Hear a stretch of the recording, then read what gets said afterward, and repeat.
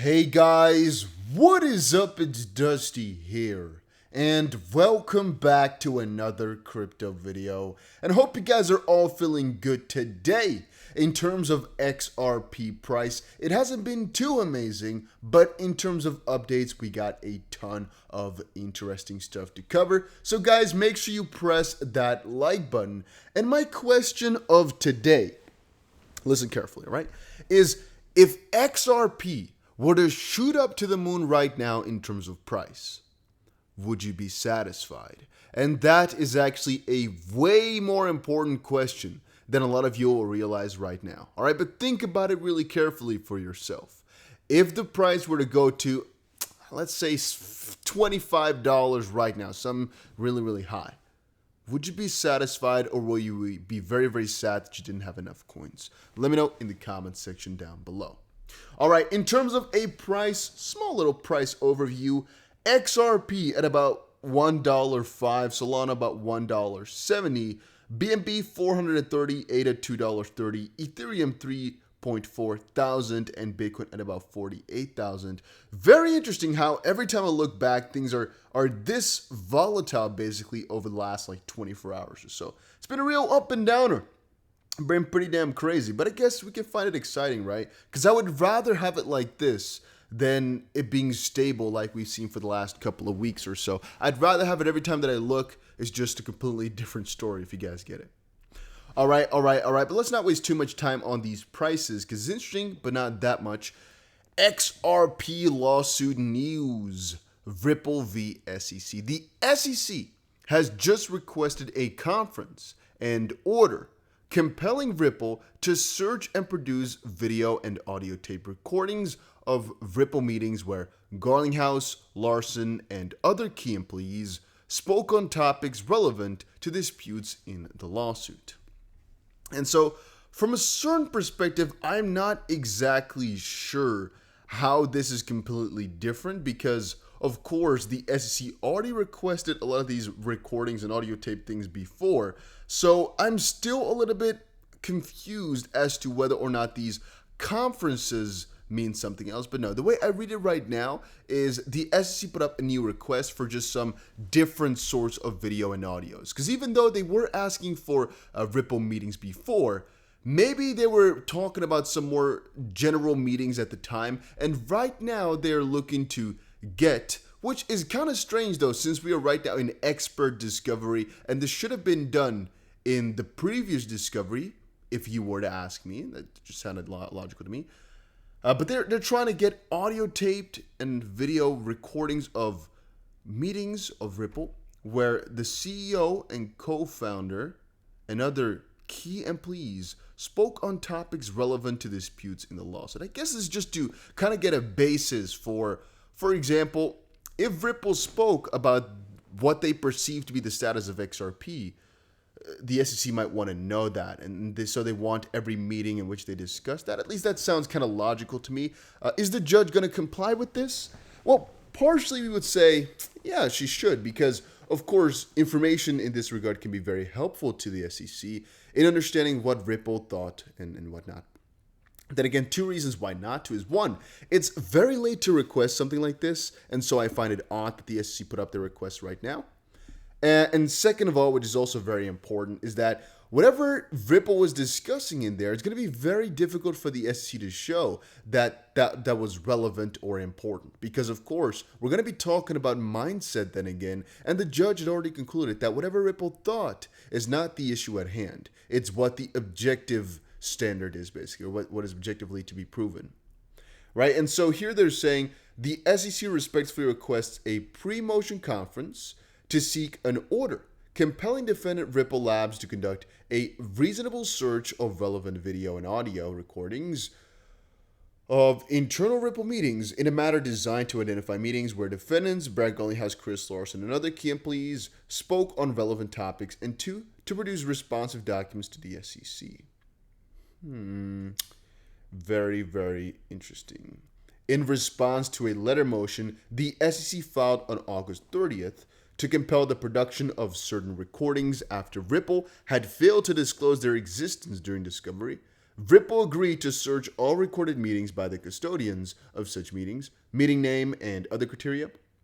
But the SEC recently learned that Ripple's search is not reasonably designed to identify responsive documents for at least two reasons. First, Ripple's definition of custodian includes the electronic location in which a recorded meeting was stored. For example, Ripple Video Conference is the purported custodian for many recordings that Ripple has refused to search, rather than the relevant employees who spoke at or attended the meeting. Second, where? Okay, there we go. Again, guys, not a native English speaker. Where the file name of the recorded meeting provides no information as to whether responsive topics were addressed at the meeting. For example, Ripple meeting, Ripple has refused to search the recording's content, and Ripple's flawed search methodology excludes highly probative evidence from Ripple's belated production of responsive recordings until the SEC raised these issues with Ripple. Point being, SEC wants more information from Ripple. It's just plain and simple like that. We can beat around the bush for a long while, but it's pretty damn simple. And a couple of people on Twitter, and not only here, but like kind of everywhere, are saying, why is the SEC so late with this? Point number one. Why is the SEC so dying to dive deep into this? But specifically, guys, it's freaking October. How can this happen when it was supposed to end August 31st? How can they do that? And they're trying to say, oh, yeah, we got the information late, but we got the information late. Yes, but if they cannot claim that it was really Ripple's if they try to claim that it was Ripple's fault for not identifying that they had these things earlier, then the judge can easily say, well, you've had 2.5 years prior of research. How come you hadn't figured this out beforehand? And it's going to be a little bit of a discussion like that. But most importantly, I think it's going to be, what exactly does the SEC want to get out of this? Because I can't really think of anything that they can really gain with any of this information. Whoever Ripple talked to, whatever Ripple talked about, how is that relevant for the SEC's lawsuit on their own part? In the sense that they were promoting XRP like it was a security? Well, you don't need internal meetings for that, right? It's about what they brought out to the public. Whatever they discussed internally, I don't think it's really relevant in this lawsuit at all. But again, that is just my opinion on the matter. Maybe the SEC thinks about it in a different manner, right? I mean, it could be. Then one little point I don't want to spend too much time on, but want to quickly bring up, and that is the attention span of people, or the way in which I predict that the interest in XRP will kind of go as time moves on here. Guys, I've already put this up a couple of times, but I personally predict that whenever the prices are down low, you'll see a lot of criticism. You'll see a lot of dislikes. You'll see a lot of people that are negative Nancy's in my comment section and in the videos and whatnot, and on Twitter. But when the price moves up, you'll see a little bit of a shift. And the reason I'm saying this and bringing this up is because I've seen it a lot of times. I've seen it happen every single time that the XP price is really exceptional. Even right now, a couple of days of bullishness, stuttering a little bit. The comment section changes a little bit. I just see way more support, way more nice people and whatnot. And you got to kind of remember this for yourself too. There's a lot of people out there, even on YouTube, who will only talk about these things for attention or when they know it's going to be doing good to kind of save their own ass, right? Right now, when the prices are low, is when you should check which people are real, basically. A lot of these guys will switch over their attitudes when things are looking to go well. For example, a BitBoy. Was he talking about XRP in a positive light when they just got sued and when the majority of people were selling the coin? I don't believe so, right? Is he now talking about it in a really positive light now that all these lawyers on a Ripple side saying, yeah, it looks pretty good, or that kind of everybody's come to the same conclusion that XRP just looks to come out positively on top of this? Yeah, kind of. But that's not the best example. It's mostly in a couple of months from now, I presume, when Ripple settles with the SEC in some weird shape or form. It could be, for example, the judge making a conclusion. It could be a settlement. All of a sudden, you're going to see a ton of YouTube gurus say they've been bullish on it for a long time, or they knew they were going to win.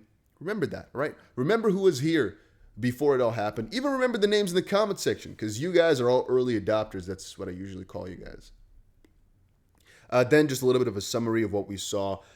The SEC wants Ripple to provide recordings of discussions relating to current legal disputes, which again, guys, I don't really understand exactly why they'd want that. It just doesn't make any sense to me at all. It just doesn't. I can't. Ripple locks $600 million, which is actually a significant amount, by the way.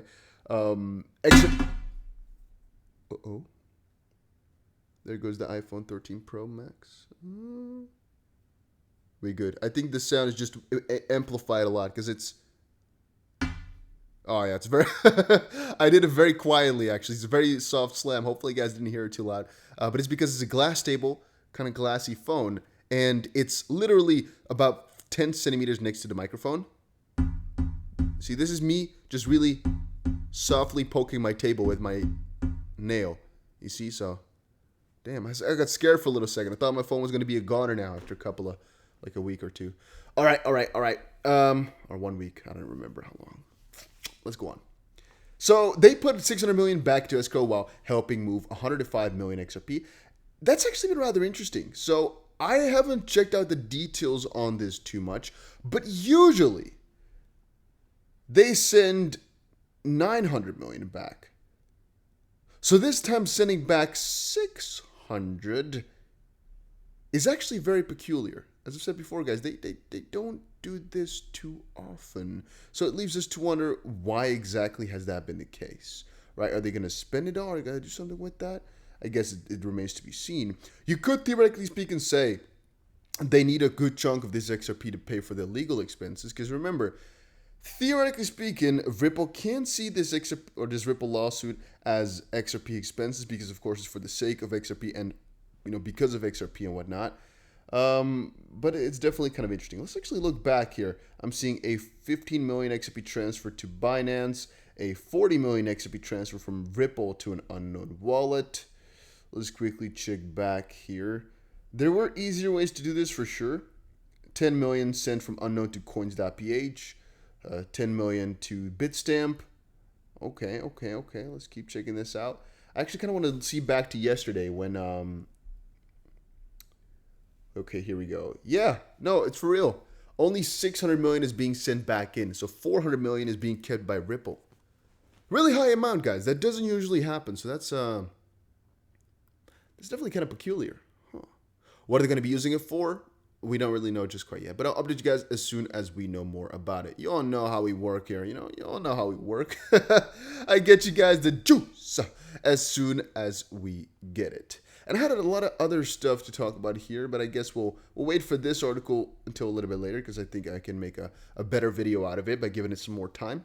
And then this one, guys, let's quickly cover this one as well. Bitcoiners hype Uptober as crypto reclaims the $2 trillion valuation. Yeah, long story short about that one being, people are bullish again. People are excited again, and I am, I guess, on the same page. I'm pretty damn excited about the near future. I'm holding like a madman. I've been buying a lot of crypto during these dips. And so to answer the question at the start of the video, yes, I would be satisfied if we were to see the moon. However, I know, just because that's my style, I know that I could be even more satisfied if we waited just a tad bit longer. So if it were to be completely up to me, I would say wait even a little bit.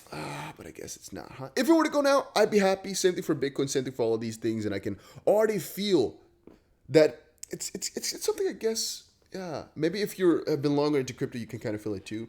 That $2 trillion is like one of those marks, which right now is such a big deal. We're like, oh, $2 trillion, wow. But eventually it's going to be like, oh, we were only at $2 trillion back then? Because I so believe that this is going to be like a multi-centi trillion dollar industry. So let's say 1, 2, 3, $400 trillion industry eventually. That even some of the smaller cryptos will take up $1 trillion in market cap. But it's just going to take a little bit of time. But I believe in the story. I believe in the trend. I believe in the process, guys. And I'm pretty damn excited about the future. Jushu said, in the future, nobody will know what the word October means because it will have been replaced with the incoming parlance with Uptober. Because things go up in October, huh? Well, I mean, I can't complain. People usually always say that's what I have had a lot of people tell me, that September is usually a bad month. And guys, I can really tell you guys this with a lot of confidence, that whenever we've done our analysis, and we've done a lot of analysis on this channel here, a lot of them really extensive, some of them really small, but most of them come out to the same conclusion. If you had to make a choice, and guys, I'm just telling you this because you're kind of my friends already now, huh? If you had to make a choice, it's the best to invest around October. Again, I'm not saying you should. I'm saying just following the numbers. Invest around October and sell at the start of the year. Or at the end of the year, basically. One of those two. The last quarter of the year for almost any industry is usually the best. There's some interesting pieces of logic right there. In terms of revenue, in terms of spending, almost everything goes craziest in the last quarter of the year. And crypto does so in the exact same stance. You just kind of think about it like this. In the last quarter of the year, specifically in the last month usually, but that's again what these 2 months of preparation are kind of for, the companies are spending the most and most innovation is being made because, again, most money is being spent. So things are usually more expensive, kinda, because there's also holidays, of course, but also because there's more budget, there's more spending, and so people up their prices because there's more demand and there's more supply and there's more everything because people want more, people do more, and it's kind of a big mess, huh? But that's also the most exciting times. And so right now, guys, I am pretty damn excited by what the near future is going to bring us. I'm going to put a little memo out on Twitter maybe or somewhere else. I don't know exactly where. Maybe on Patreon about, October and about buying right now. Because again, if you look at the numbers, these months are the best. And I'm just going to quickly tell you guys once more. Understand those numbers, right? If you want to leverage trade, guys, use Bybit. A link is down below. Any other trading platform, they're most likely down below. I use a couple other ones. There's more links down below, like my Twitter and my Instagram. Check them out. See you guys again in another crypto video later today.